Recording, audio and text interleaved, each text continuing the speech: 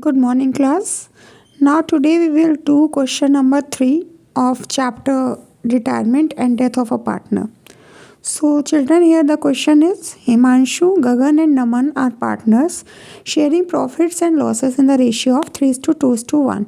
Now, you know what is the old ratio over here. Yes. On March 31st, 2007, Naman retires. The various assets and liabilities of the firm on the date were as follows.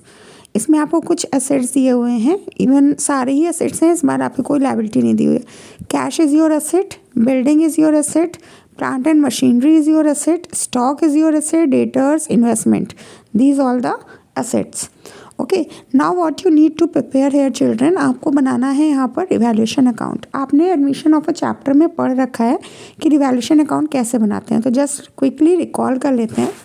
Revaluation account में credit side में कौन कौन सी चीज़ें जाती हैं. अगर आपके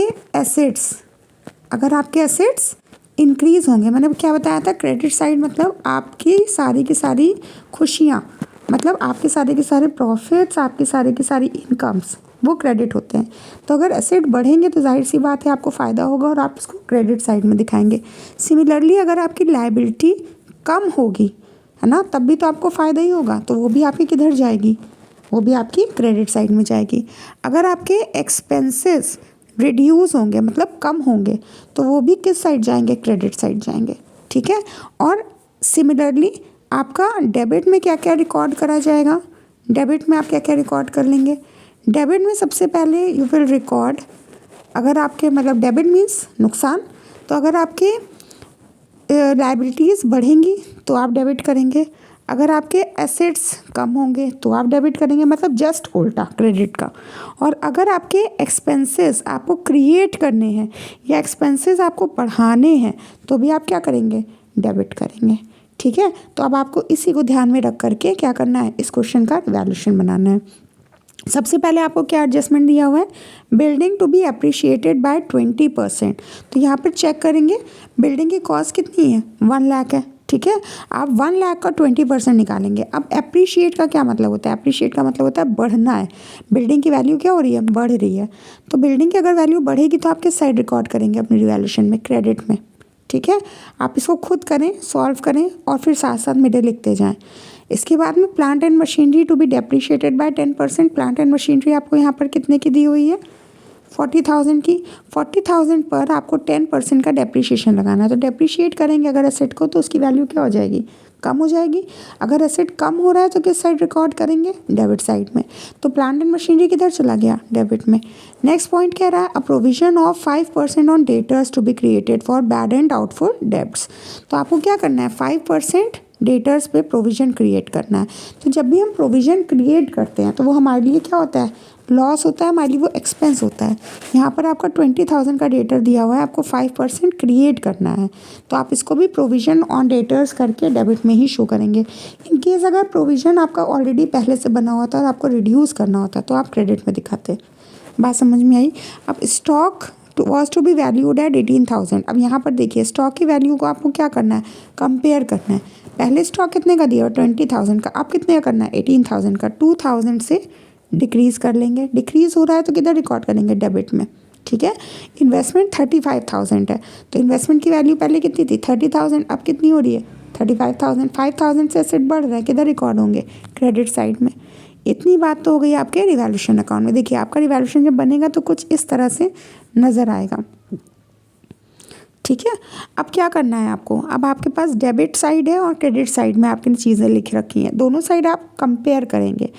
अगर आपकी क्रेडिट साइड ज़्यादा आएगी डेबिट साइड से तो आपको क्या होगा, प्रॉफिट होगा.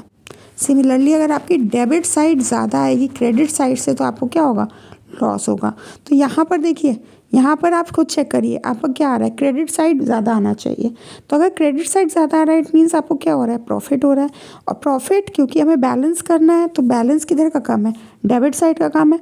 तो हमने अपने डेबिट साइड में बैलेंस कर दिया. कितने से, 18,000 माइनस करेंगे, डेबिट और क्रेडिट को टोटल करके माइनस करेंगे, आपको 18,000 आएगा. उसके बाद में क्या करना है, इस 18,000 को ओल्ड रेशियो में आपको डिस्ट्रीब्यूट करना है. ठीक है.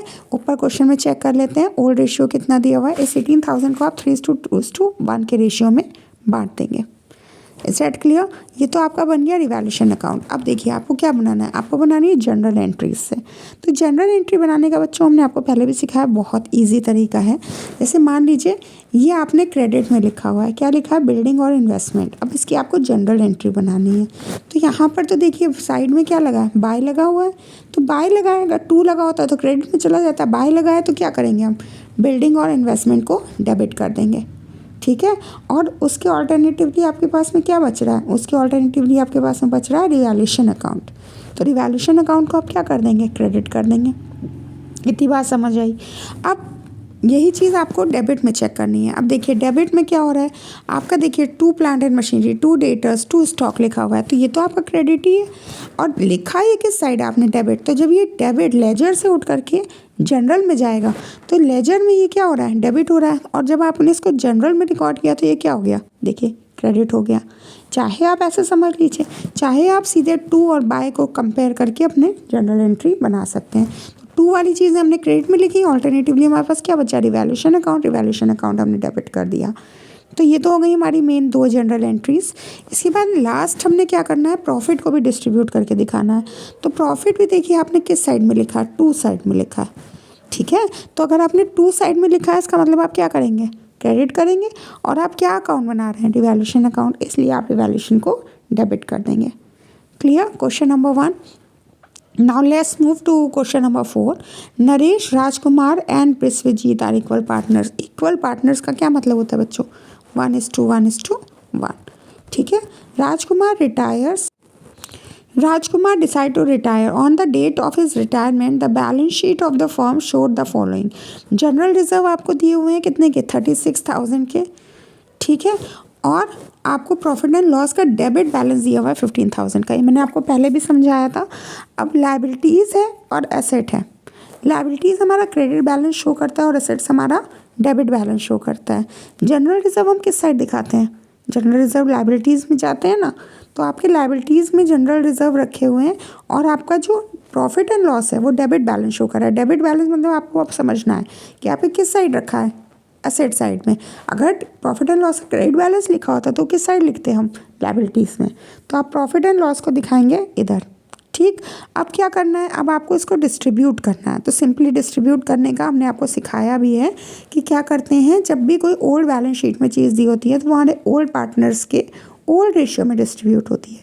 सिर्फ गुडविल ही ऐसी होती है जो सेक्रीफाइसिंग या गेनिंग रेशियो में बढ़ती है। तो यहाँ पर आपको क्या करना है, यहाँ पर सबसे पहले आप 36,000 जो आपकी जनरल रिजर्व की वैल्यू है, इस 36,000 को आप इक्वली डिवाइड कर लेंगे, ठीक है। तो आपका कितना कितना आएगा, 17,000 पर पार्टनर। अब क्या करना है, यहाँ पर जनरल रिजर्व किस साइड में दिया हुआ था, क्रेडिट बैलेंस। तो जब आप जनरल एंट्री बनाएंगे तो आप जनरल रिजर्व को क्या कर देंगे, अब ये आपको खुद समझना है। जनरल रिजर्व यहाँ पर आपका बैलेंस शीट क्रेडिट हो रहा था, तो जब ये जनरल एंट्री में जाएगा तो जनरल रिजर्व क्या हो जाएगा, डेबिट हो जाएगा। और ओल्ड पार्टनर्स के जो अकाउंट हैं वो क्या हो जाएंगे, क्रेडिट हो जाएंगे। सिमिलरली जो आपका प्रॉफिट एंड लॉस है वो आपका डेबिट बैलेंस शो कर रहा है। तो जब ये जनरल में जाएगा तो ये क्या हो जाएगा, ये हो जाएगा आपका क्रेडिट, ठीक है। और उसके ऑल्टरनेटिवली आपके पास में क्या बच रहा है, उसके ऑल्टरनेटिवली आपके पास में बच रहा है आपके ओल्ड पार्टनर्स का अकाउंट, तो वो क्या हो जाएगा, वो हो जाएगा आपका डेबिट, ठीक है। इस जनरल एंट्रीज़ को आप वापस करेंगे अपने आप से एक बार, और उसके बाद में चाहें तो अगर कोई डाउट है तो आप मुझसे पूछ सकते हैं। Okay, so that's all for today's class children. कल से हम लोग अपने लॉन्ग क्वेश्चन स्टार्ट करने वाले हैं। Thank you, have a nice day.